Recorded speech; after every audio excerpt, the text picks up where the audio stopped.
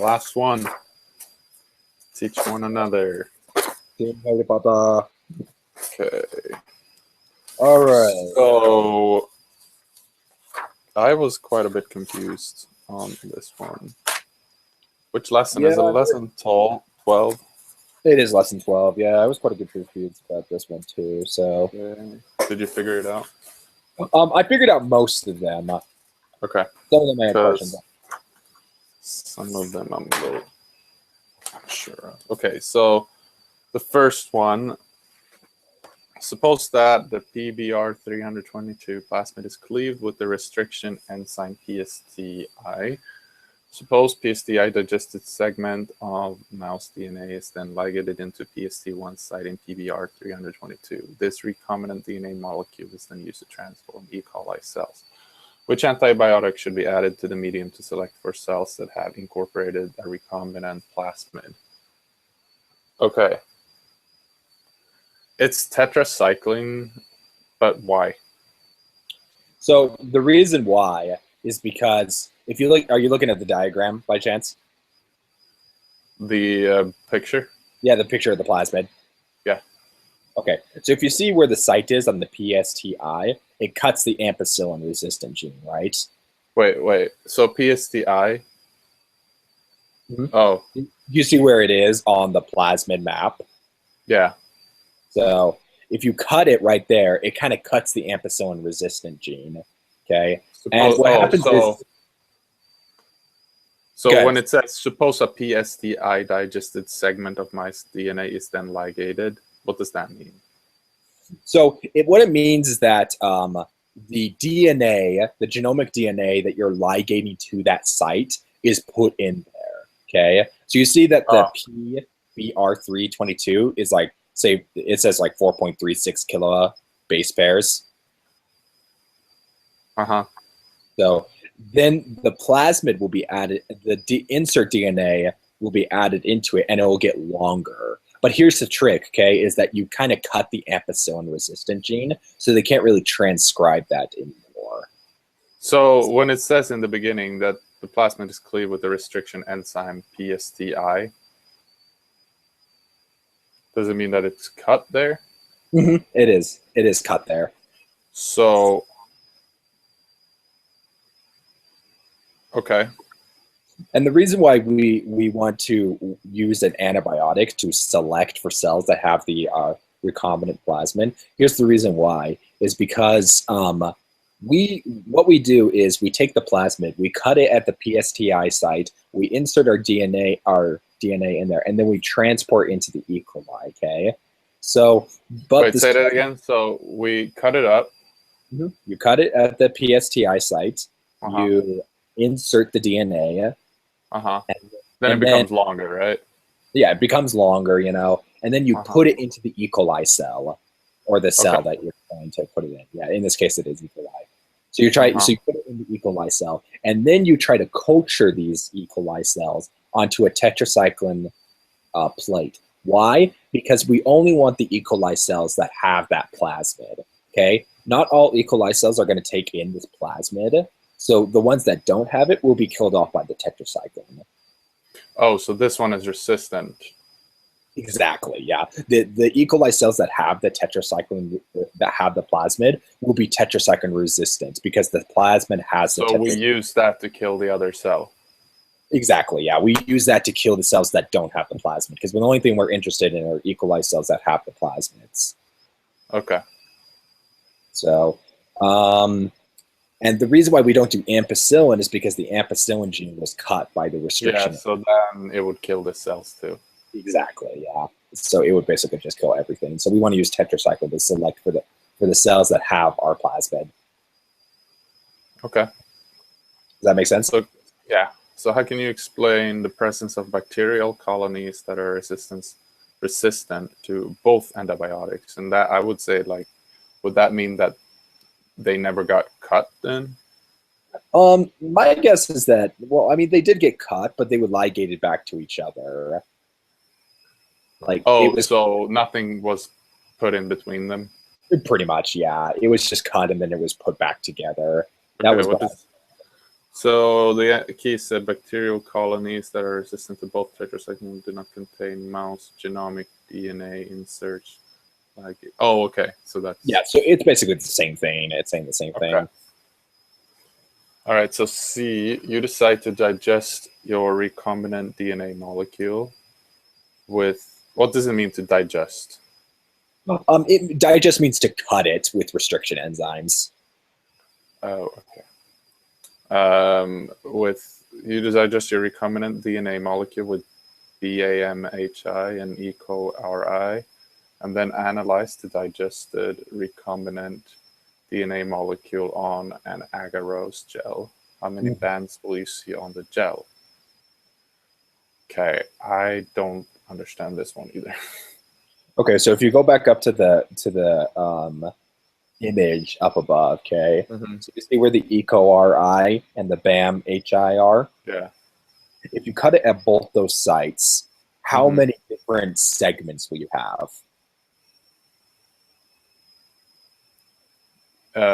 So you have the one that's had Hyundai, and then you two.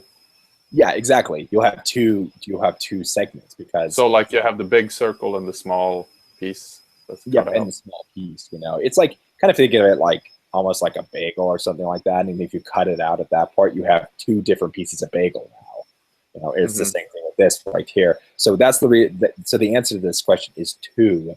Okay, on an agarose gel, the smaller DNA segments will travel faster through the gel than the bigger ones. So therefore, these two will separate from one another. And you'll have the small one on the bottom and the large one on the top. Right. So, right. Yeah. So when you digest the BMI, HI, and PST1, wouldn't that also produce 2? That's what I thought too. That's what I put, but the key says 3, and I'm not sure why. I kind of think that might be a miskey. That's just my personal opinion, because it should be the same. I don't know why it's not the same. Right. Should we send an email? I think we should. Yeah, because I'm not sure why the answer said 3. Okay, do you want to do that? Yep, I will do that. Hold on a second. Include me there. Okay. Okay. Okay. Next one. Okay. So this question concerns PCR and DNA sequencing. Yeah. Describe what would happen in a PCR experiment if you only used 1 primer instead of 2 primers. So what I said, so there was no key for this one, but I said it was just separate, like it would first separate. So like we would add heat, right? So it would separate them, and only one of the strands would attach to the primer, and the other one would just remain as an RNA strand. Huh? Yeah. Well, what will happen is What? Do you know? I do know. Yeah. What would happen is everything that you said would happen. Yes, the primer would attach to the one strand, and then Taq polymerase would just amplify that one strand. Yeah. So it would create one DNA. Pretty much. Yeah. It will create the one band. But then it would separate again, and it would create more. So it would essentially create more RNAs. Yeah, it's just going to amplify like the same thing, like right. So it will just send out one-stranded DNAs or whatever, right? Yeah, because for each one, the other one has nothing to bind to. Okay. Am I correct? So, yeah, I think so. Like, I think you would just amplify the one segment of the DNA, like because you had the 2 strands, and then they'll separate, and the primer would touch the one, and it would amplify that. Then it would separate again. The primer would attach probably to the same point and amplify that. So basically, you'll just have like a bunch of DNA strands that were amplified from just the one strand. Right. And plus, it would do like the whole thing. Like the trick is that like let's go back to the plasmid picture right here. So let's say we cut it at PSTI, and then there would be two separate strands. Like this is a double-stranded DNA right here. And if there was just one primer, it would like do it all the way around and like, copy that one part. The trick with the two primers is that it will do it all the way around and then it will do it the other way around. And it can amplify our particular segment on it very well. Yeah. So, but with just the one primer, it would just basically copy the whole thing over and over again on one side of the DNA. That's what it seemed like. Yeah. I mean, honestly, I don't know if I'm right, though, because they didn't include a key for some reason. Yeah, I don't know why either. Well, let's go to B. Okay. So perform, I just took 2 to the power of 15 there. That's what I did, too. And what'd you get? 32,768. Yep, that's what I got, too. Simple math, so... Okay, so C, we usually think of enzymes being the most active around 37 degrees Celsius. In PCR, however, DNA synthesis occurs at 72 degrees Celsius during each cycle. What is unique about the DNA polymerase that is used in PCR? I wrote that it's a thermostable DNA polymerase. That's basically what I wrote, too. I just said that it doesn't denature at the various temperatures that PCR goes through. Okay. Right on. So then D, dideoxynucleotides, DDNTPs, play an important role in DNA sequencing. What is the structural difference between a nucleotide NTP, a deoxynucleotide DNTP, and the dideoxynucleotide DDNTP? Okay, so the DDNTP lacks a OH group at 3' and 2' carbon, right? It does, yep. Okay. And the NTP, what's the difference with that? Well, an NTP is just a normal one where it has an OH group at the 2' and the 3'. What about the DNTP? The DNTP lacks a OH group at the 2' carbon, and then the dideoxynucleotide lacks a OH at the 2' and the 3'. You could kind of see in their names, like you have nucleotide, and then you have deoxy, so one less oxygen. Oh, dideoxy. And then dideoxy, 2 less oxygens. So that's one way to remember it. Okay, I forgot to look at that actually. I wrote that the NTP is a nucleotide and DNTP is a nucleoside. Is that correct? No, it's not. They're both nucleotides. Okay, so remind me, what was a nucleoside again? A nucleotide it's tied to a phosphate group. A nucleotide has a phosphate group. A nucleoside doesn't have a phosphate group. Okay. So, but all three of these have phosphate groups. It's the OH groups that are the difference between all of these on the pentose sugar. So you said DNTP had no one at 2' carbon? Yeah, it didn't have it didn't have an OH on it, the 2' carbon. Okay, so you said nucleoside has no phosphate group, and nucleotide has phosphate groups. That's correct.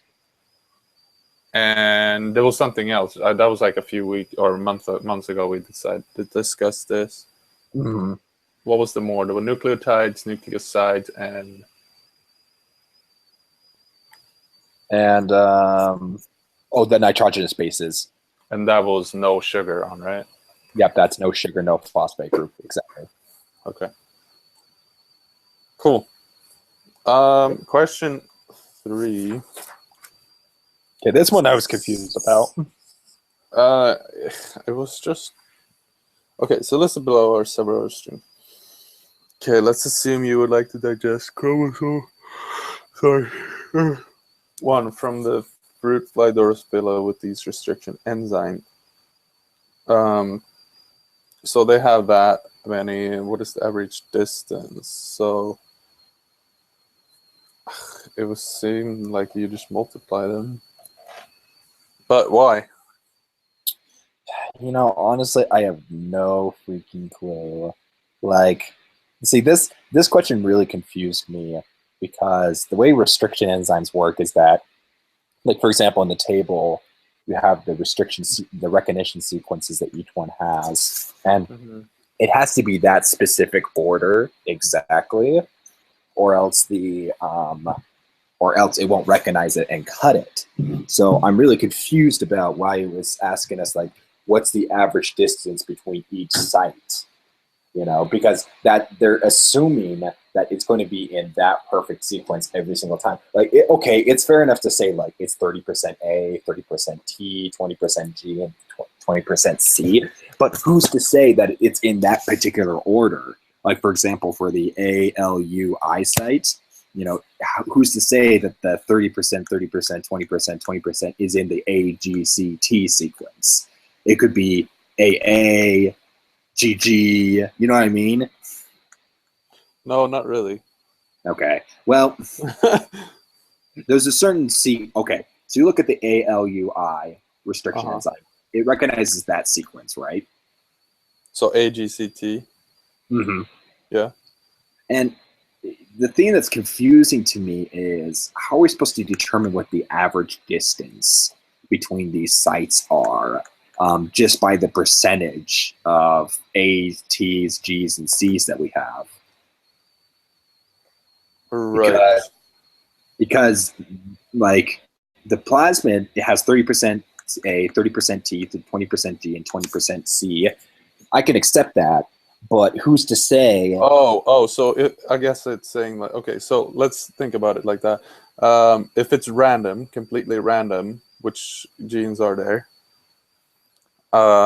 If you have, so what are the chances? It's saying, what is the average distance between? So average, like it doesn't have to be, but what is the average? So if you have 30% A, that's going to be 0.3 chance that an A is going to come. Then it's going to be 0.2 chance that a G is going to come, and then 0.2 that a C, and then a 0.3 that a T is coming. So if you multiply those together, you'll have, it gets like to 278 base pairs.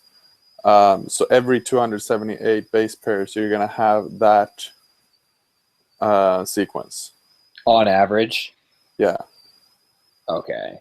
I guess I can see that. I think it's still like making too many assumptions though.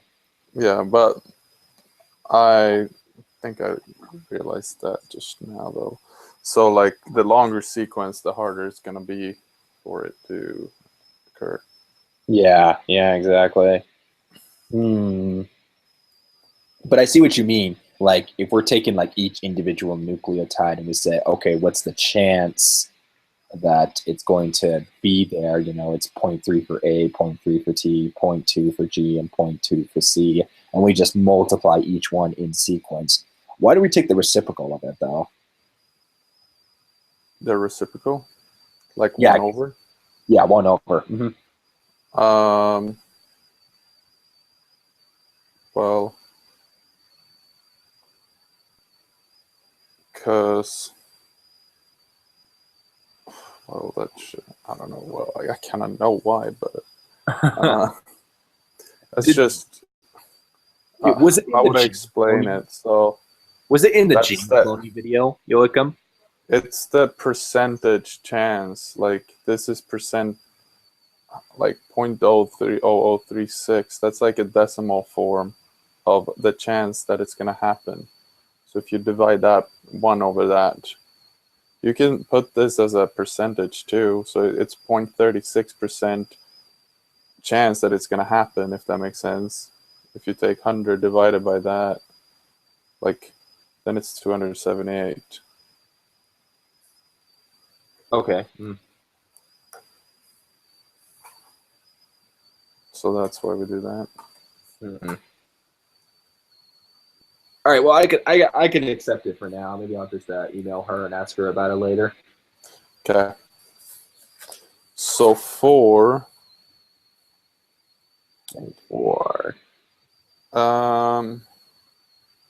you wish to use DNA sequencing Sanger method to determine the nucleotide sequence of the molecules shown below. Okay, you see it. primary annealing site. So the primary annealing site indicates the region of the template DNA strand where the primer will anneal, form hydrogen bonds during the sequence reaction. In order to generate a newly synthesized strand, note that the newly synthesized strand will be complementary to the sequence above. After DNA sequencing using the Sanger method, the Straben class, the DNA fragments were separated by electrophoresis on a gel. What would the banding pattern look like on the gel? In order to answer this question, I suggest you prepare a diagram of a gel with 4 lanes, one for each DD-NTP, clearly indicate the reaction of the mixture, left to right, DDGG, that was loaded in each lane on the gel, then draw the pattern of the resulting bands on the gel. Okay. So I suppose with this is like how you do, let's say you come to a crime scene and you find blood of someone and you want to find who it is. Is this what you do, kind of? To find the DNA sequence of it? Kind of, sort of, yeah. This is kind of what you do. So how does it work? Like what do you do? Okay, so, oh boy. Okay, so I'm going to try and explain this the best I can. So let's see if that'll help. Okay, so basically how this works, okay, is that, remember when we talked about the DD-NTPs? The dideoxy? Yep, the dideoxynucleotides. They are like terminators, right? Yeah, like what happens is, since they lack the 3' OH group, there can't be any more nucleotides added upon them. Right. So as a result, there's going to be, like, remember how PCR works, you know, they're going to add the primer, they're going to sequence it, but if a dideoxynucleotide is put on in the end, that's the end of it, you know? And so therefore you're going to have, and you know, it's completely random chance whether it will actually attach a dideoxy or just a normal DNTP. The enzyme can't tell the difference, okay? So it's completely random which one it'll do. And so as a result... why does a why does the DD-NTP come on in the first place? Well, because it can still attach to one, because the previous one had a OH group off the 3' carbon, but just another one can't attach off of it. Does that make sense? Yeah. So there are DD-NTPs around. Yep, there are. They're there. They're around. Okay. But there's nothing we do to modify it for it to put it on. Nope, there's nothing you have to do to modify it. It can be put on. It's just nothing can be put on it. Right. Okay. So yeah, as a result, you're gonna have, like, let's take a hypothetical DNA sequence, but it'll go like, it'll put on like normal, then it'll put in like a DD-NTP, and then it'll stop, right? Yeah. And then you'll have a different DNA sequence that will do like normal, like say for 30 normals, and then it'll do a DD-NTP and it'll stop, okay? So you kind of see what the pattern is right here. It's creating different lengths, okay? Where it could have had the not normal one on the first one. It could have had it on the 57th one. And it'll keep doing that until you have like different lengths for every single one. You know, where you have one that's only 1 long, 2 long, 3 long, 4 long, 5 long, 6 long, 7 long, all the way to the end of the DNA sequence. Okay. Okay. So far. Well, so why are they coming on in the first place? That's just kind of confusing. Yeah, I'll get to that. I'll explain why they're being put on. So what happens then is that they run it through a gel. And remember how I told you the smallest ones will run the fastest and the largest one. Well, so therefore the one DNA's copies that only have 1 on it will run the fastest, and the ones that have like all of them on it will run the slowest. Right. So is that what you do in organic chemistry when you put them on that little white thing, you know, you put a dot Oh, there. You're talking about TLC? No, TLC is not quite the same. TLC, that is involved in figuring out the It's used to identify. It kind of has the same purpose. It identifies something, but Okay. it uses a different process. A TLC uses a silica gel to pull the intermolecular forces across. So the more polar something is, the further it'll go across the TLC. Oh yeah, that's right. I believe that's correct. Whereas this one is based on size. Okay. Okay. Right.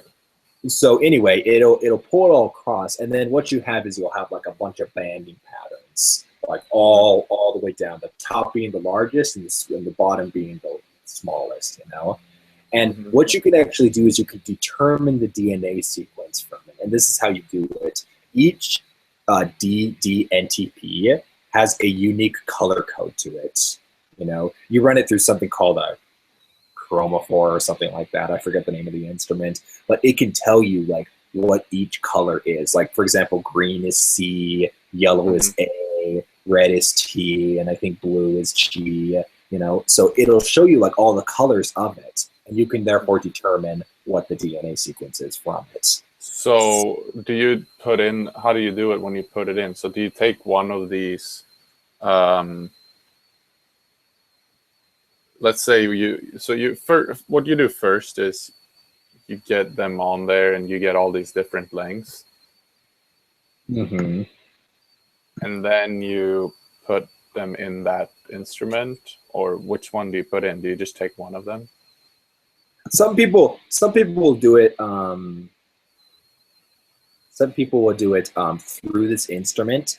Other people will just do kind of what this question was trying to ask. Okay, where each well, will contain a certain part. Here, you know what? There was a video. Let me try and pull up the video. I think this is the easiest way to do it. Okay. Give me just a second. Okay, so I'm gonna do a screen share right now. Okay. So you can see. Okay, so you can see my screen right now. So if you look at this, I put it on mute so we don't have any annoying music being put on. So here's the primer right here. Okay, and then here's the template DNA that we're interested in, that we want to know the sequence to. Okay, so what happens is that this on the primer, it has like the template DNA, the primers, and then these dideoxynucleotides. Okay. And here are the different types, of course, each one for each letter, A, C, G, and T. Skip a little bit forward. And you'll notice that each one has got kind of a specific color to it. And then you just have normal deoxynucleotides, okay? And then DNA polymerase 1 to be able to polymerize these things, okay? So let's see. So moving on, all these different things right here, all of them will like vary in their length, okay? So you see, let me go pause it right here. So you see that this one only had like one added to it, okay? Because it ran to a dideoxynucleotide, so there's no more to be added onto it. This one looks like had like 5 on it or something. This one had 8, and you kind of see that it stops at the end with each specific kind of nucleotide, okay? And then moving on, what we do. So that's when a dideoxy came on. Exactly. Yep. So now we have like a bunch of them, all of them. So wait, you have all those now? Yep, you have all of those now, all in this solution. You put through this capillary tube gel, and then hold on. So you see here. And move a little forward. Let's go a little faster. Okay. So can you kind of see that right there? You'll notice that the longest were on the top, and then the shortest were on the bottom, right here. Okay. It aligns them all correctly on the 5' end right here in this gel. And you can kind of tell what the sequence is by, bottom is the first one, and then the top is going to the top, which is the last one. Does that kind of make sense? With us like that. So you see, okay, go on. And this is where they use the color thing, where as it goes through the gel, it detects it and it has a certain color to it. Now that's one way of doing it. sequence. Okay, see, and there's your template DNA sequence. It's just the one that's complementary to it. So that's how it works. Now, for this one right here, okay, there's actually another way that they did it too. But before you get to that, sure.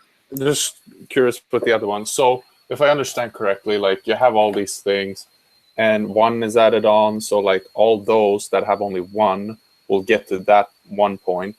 Then those who have two get to another, so that like it lines up in a way like that. And then it color codes it, whatever is the DDNTPs. Exactly. And then you can know which one is the 1, 2, 3, 4, 5. And that's the coding strand you find then, right? Exactly, yeah. So in that sense, if you take, let's say you take a sample of blood and you want to find the DNA there for it and who it is, you place it in the sample where, like you take it somewhere, and I suppose what they said, they did the PRC first, right? To like make sure they created a bunch of different copies of it. Probably, yeah. To make a lot of them in the first place so that you have things to work with, right? Mm-hmm. That's what they do. Mm-hmm.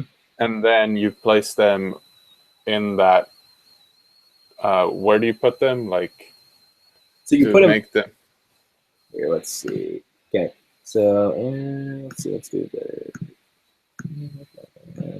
Okay, here we go. So here on this screen, I'm going to put this up to full screen. So right here, they put it in a solution full of this. So here's our template DNA that we talked about. Oh, so there's a solution full of these things. Exactly, yep. Oh, okay. So, okay. Does that make sense, Joachim? I think so. Go on, yeah. Okay, so now with this one right here, now what they do... wait. Don't go to that. So the solution has those DNTPs and DDNTPs. Exactly, yep. And so then you will see what happens, and you put them in the tube later. And then it kind of goes through a color code. But how do you, when you have the tube, do you put them in that thing then? And it kind of reads, or like you get to see them on the PRC, right? So you have your gel right here. You want to? How do you get to see them on the PRC? Oh, you put them in there, in those wells, and then, so you have a bunch of wells, and then.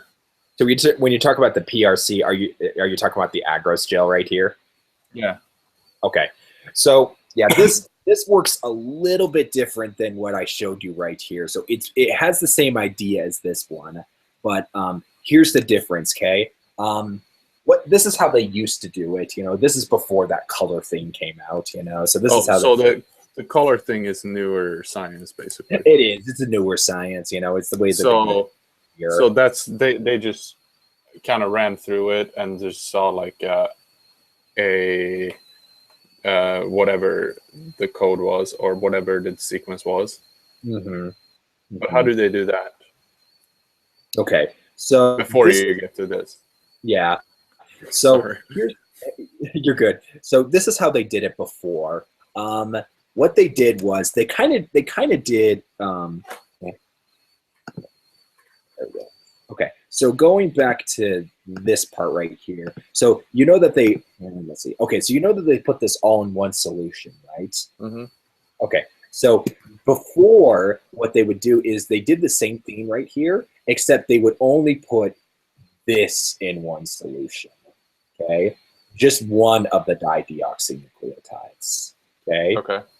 And then they had four solutions. Okay, 4 solutions. They had one that had all of this, and then just one this. For each. Yep, one for each one, basically. You know. And what they did then was they ran it through each of these wells right here. And remember, I told you that each one's a specific size, so it would run a specific distance on the gel right here. So ergo, like for this first part right here, for this C right here, it would be G that's complementary to it. So therefore, that would be the first one right here. Again, with the second one, it'll be G right here. But then the third one, would be off this C right here. Okay, does that kind of make sense right there? Right. Yeah. So are those are at the top? Is that the one from the 5' then? Yep, Or from the 5'. or 3' on the complementary? Oh yes, beg pardon. Yeah, it would be. Let me think here. Okay, so the primary annealing site right here, it'd be 5' to 3'. So I think it would be sequenced this way. I think. That's why I think. Okay. Yeah. Okay. So this is the question that I had. So it kind of shows right here. Let's see if they showed it from 5'.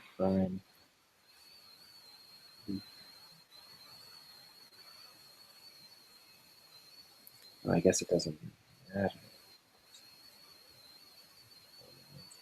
I thought. Okay. It would be cool to try an experiment, like just to take the DNA of something and just do it.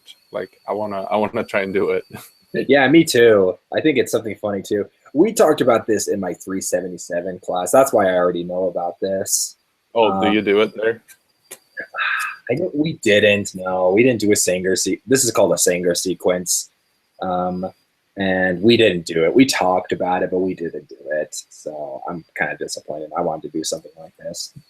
Right, because that's like what you see in movies, like all the criminal movies. Like, well, you find the DNA, la la la. Exactly. Yeah, yeah. So you can be able to you figure out what the DNA is, amplify it, and then you can compare it to the other DNA sequences of other people that you get it from, and then you can make a match. Mm-hmm. So if you ever take 377, they go into that a lot, and it's really cool. I will. So okay. So my answer was basically this right here, except it was backwards. Like, okay, this was at the top and this was at the bottom. And the reason why was because I figured that the primer annealing sequence, so the primer would attach right here and then it would sequence this way. Mm-hmm. So the shortest would be this one right here, G, and then A, and then A, and then C, and then T. So it's basically this backwards. So G, and then A, and yeah, then I A. have it the way the key has, but like, does it mean like the shortest or something like that? Like, does that even matter? Oh, it's, you know it's what? just Oh, yep, you're right. Okay, I see my mistake now. Man, I've totally like. See, sometimes you just forget about this kind of stuff. But yeah, I just barely said that the shortest will be on the bottom and the longest will be on the top. So yeah, actually, this is correct. Uh-huh. So, but yeah, so this is what they used to do before, you said. Yeah, this is what they used to do before. So they would then like put the DGGTP like solution in that well and the ATP in the next one and that next one. Exactly. And then they would just kind of it would like show, or like would it like give a little diagram there? Yeah, like it where would, they have placed out. Yeah, it would basically look like this when they would run it through. And the longest ones would be at the top, and the shortest ones would be at the bottom. So basically, all I have to do is just go from bottom to top, and you could tell what the is. Okay, so that's how you make complementary one. But okay, cool, I understand that. But the newer way, how do you do it that way? Well, the newer way is basically the same thing, except they have one solution and they have all of these in there. Okay, mm-hmm. And then they'll have like a bunch of them that will have all the different ones here.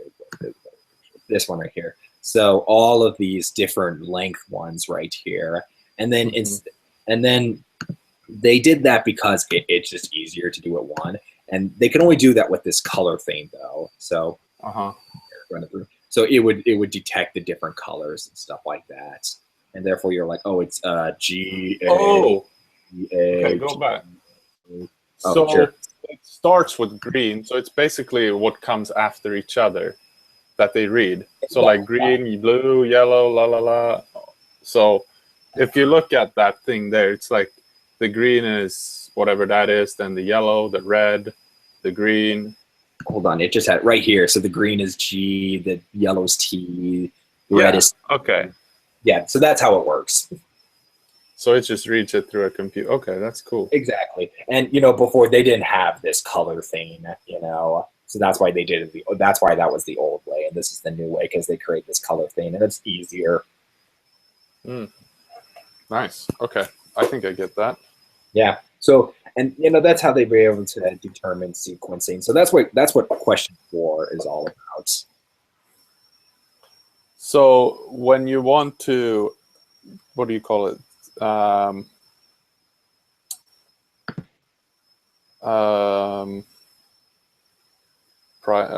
you amplify it, what did you call that? PCR. PCR. When you want to PCR it, how do you do that? Like, do you put it in a solution, or like? Yeah, PCR is different. Yeah, it's important to distinguish Sanger sequencing and PCR. They are different. PCR is used to amplify a certain DNA sequence that you want. Sanger sequence is used to identify what DNA sequence it is. Right. So what do you do PCR? PCR is pretty similar. It uses a lot of the same things. I would just remember that Sanger sequences use the DDNTPs or the dideoxy. I know the difference, but like, how do you do it? Like, when you, let's say I have a thing I have this blood that I found at a crime scene.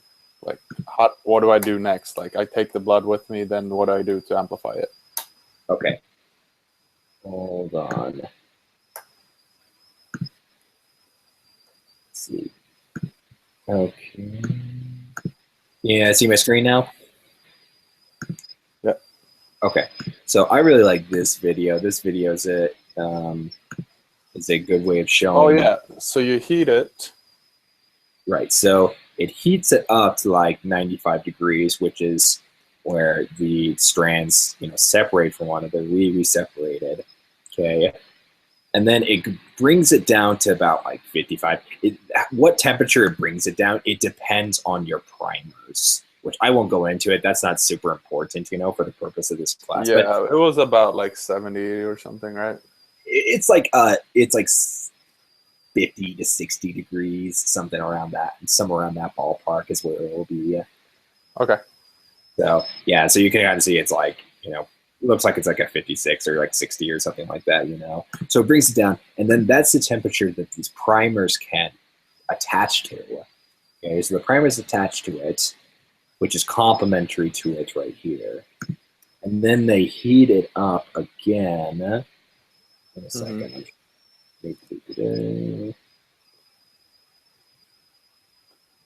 All right, primers. And that's when the polymerase comes, all right? Exactly.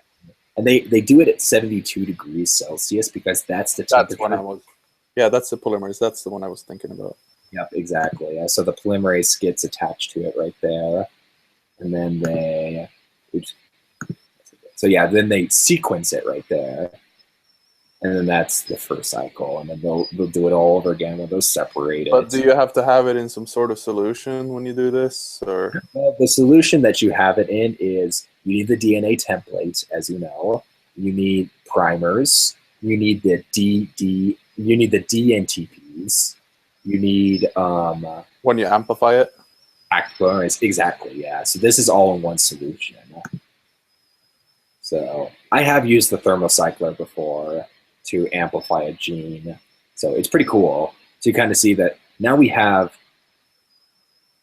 hold on. So at this point right here, this is our DNA sequence right here that we're interested in. And then this one as well right here. So we've already created our first couple of DNA sequences. Right. And then it adds the primer. And you'll notice that it copied our target sequence again, but it also copied like another target sequence from this one right here. So therefore, in the end, you just amplify your specific DNA sequence that you want.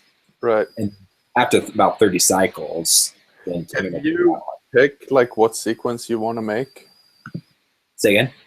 Can you like pick which one you want to make? Yes, it all depends on the primers that you select. You have to know the DNA sequence, okay, of the gene that you're trying to copy. and then you have to like design these primers. So what you do first is to make a test of the gene and then like find the DNA. Yeah, you would have to know the DNA sequence. So if you don't know the DNA sequence, then yeah, you would have to use Sanger sequence in order to. So first you start with doing the Sanger sequence, Yeah, if you don't know it. and then you amplify it, And then you can amplify it. and then you don't need to do it again. I thought you did it the reversed way to. Well, the way that they find out for the criminal is after they've amplified the gene, they run it through an agarose gel along with all of the other DNA samples to all the suspects, you know, like all the different people who are under suspicion of committing a crime or whatever. Right. And then compare it, okay? And they do it at specific loci on your chromosomes. They have like very specific ones, you know, like 3 different loci. And if it matches on all 3 loci, they say there's only like a 1 in trillion chance that that's a coincidence, that you happen to have the exact same DNA sequence at those 3 loci as another individual. Because there's something called short tandem repeats. Okay, short tandem repeats at certain loci. And some people will have 3, some people will have 5, some people will have 7, some people will have 9. It's the same DNA sequence. Like let's say it's AG or TTAC, and then it just repeats that over and over and over again. Okay, but everybody has different repeats of it. You might have 7, Joachim, and I might have like 4. You know, Chris might have 9 or something like that. Yeah, I get the point. And so they amplified that specific sequence, okay, and then they run it through an agarose gel, and then they, however many the longer ones will be at the top, and then the shorter ones will be at the bottom. So you can figure out how many repeats a person has at that specific loci, and then they just compare it to the one they found out that's at it, you know. And they use 3 different loci, and there's like a 1 in trillion chance that it will be just a coincidence that you happen to have the same number of repeats as the criminal does, you know. So basically, it's safe to say that yeah, you're the criminal, you know, if it matches perfectly. Yeah? Right. Does that make sense? Kind of, yeah. Yeah, it's kind of complicated, but they use it. Well, yeah. But yeah, but do you not? If I come in with a sample, would I not need to amplify it first, or do I? But how do I do that without knowing the DNA sequence? Well, the thing is, though, we're pretty familiar with the human genome. So as long as we know it's like human blood, you know, then we'll just use the primers that we already know will anneal to the specific loci that we always use. Because like I said, everybody has the same DNA sequence. There's just a different number of repeats at that particular loci. Okay. All right. Well, I guess enough of that. Yeah. That's cool stuff, though. It really is. That's forensic. Yeah, I thought this lesson actually got interesting at this point, but I was like, I don't understand it all, but so yeah. Let's see. I wonder if there's somewhere I can point you to understand. I don't know. I'll probably just YouTube it. I'm sure there's a great video that shows. Oh yeah. Let's see. Then the last question. I don't have it. Where is it?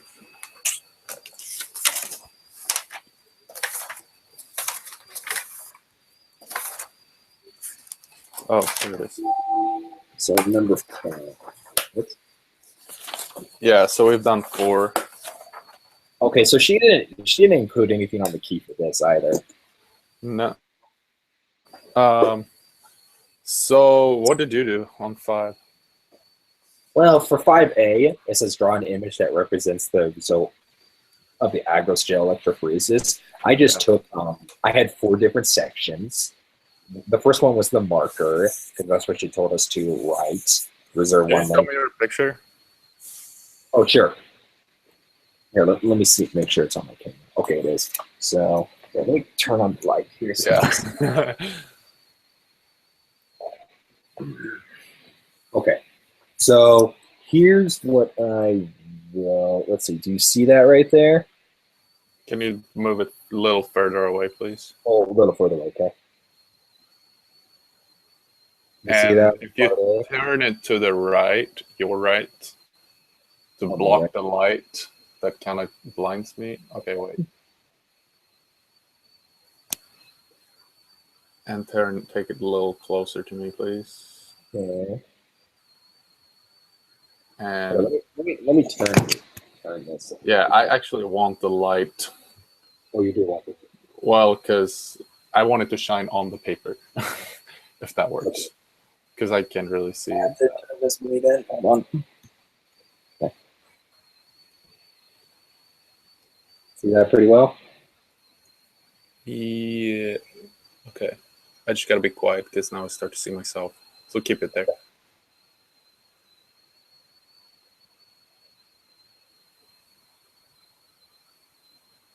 Keep it there. Well, why doesn't it show your picture? Okay, can you talk? Sure. Okay, so yeah, let me try to explain. Yeah, go ahead and explain it. Sure. So over here on this lane right here is the marker. The marker is just basically the point where it can tell you how many base pairs it is at each section. You know, of course, again, same thing, bottom being the smallest and the top being the largest.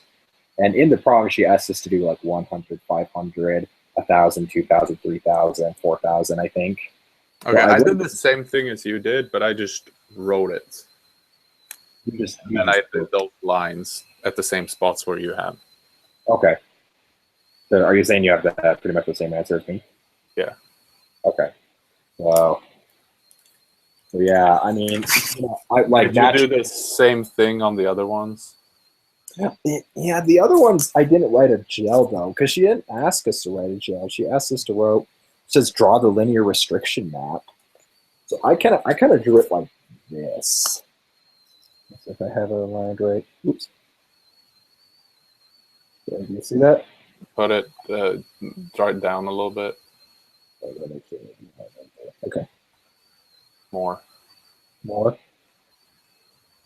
like I only see half of the circle on the top of it. Well, it's not the circle I'm trying to show you though. It's the line. Yeah, well, now you put it on the wrong one direction. Oh, yeah, right. It's up here. My bad.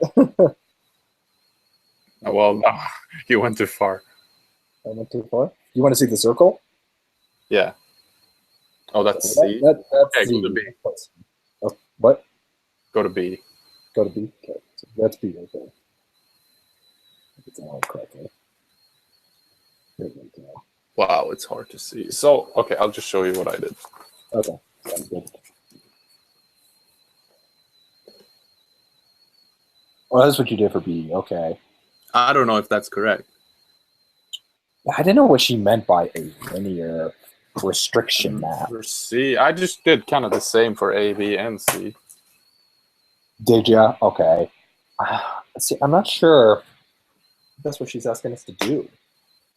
Like, I'm not claiming to be correct, though. What? I'm not claiming that I'm correct or anything, though. Right. Because I don't know. Because I don't know what she was asking. But assuming that she means, like, if I were to draw out the DNA sequence literally, what would it look like with these different sites cutting at, you know, whatever. I just kind of drew it like, I just drew a line, and then I drew the Hin3 site at 2,500 base pairs. And then so are these like the ones that cut? Mm-hmm. These are the enzymes. Are they called restriction enzymes? They are. And they are cutting? Yeah. So the thing is that there's restriction sites, which is a site on the DNA that it can cut, and then there's restriction enzymes, which is the enzyme that does the actual cutting. Okay. Right. But they both use the same name. So you have the restriction enzyme SMAI, and then you have the restriction site SMAI. So they use the same name. Okay. Gotcha. Yeah. So I just drew a line, and then I just drew like 2 points on it, and I said, The restriction site for SMA-I is here, and the restriction site for the HIND3 is here. And in a sense, I did the same thing for C too, except I do it in a circle, in a plasmid. Nope, I don't have that right. So wait, you drew the sites on the circle, yeah. And I said what number of base pairs they're at. So there was like several though. Yeah, there was several. So some of them had both, huh? Yeah, here, hold on, let me do a screen share again. So I basically drew it the same way as this right here. Like I drew out like here's a site, here's a site, here's a site, here's a site, and I wrote like what number of base pairs they're at. Oh, so like for CLI you like put 5,200, and then for SAC-I you'd put all those base pairs, like you wrote them all there. Yeah, pretty much. Okay, gotcha.